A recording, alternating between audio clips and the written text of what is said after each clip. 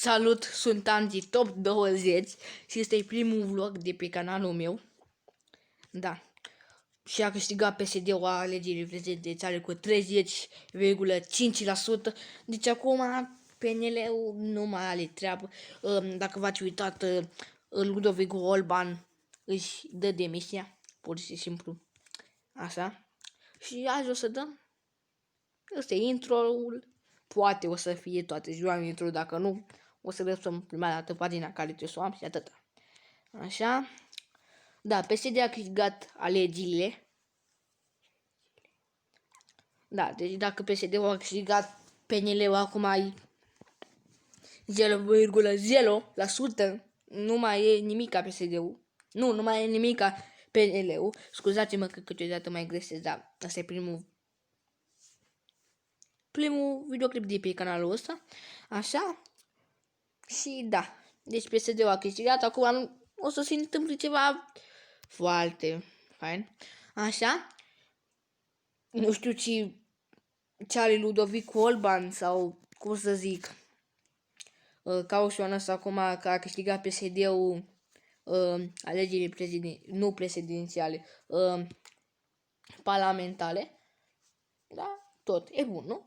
Și male posnă că PSD-ul a câștigat. PSD-ul și asta e mai bun decât PNL-ul, nu? Scrieți în secțiunea de comentarii. Da, deci vedeți și voi aici s-a întâmplat că PSD-ul a câștigat.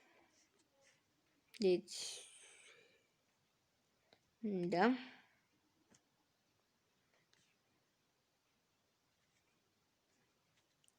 Și dacă PSD-ul a câștigat, asta e, nu mă interesează pe mine. Dar, totuși, nu merită, nu merită să câștige PNL-ul, PSD-ul a câștigat alegerile.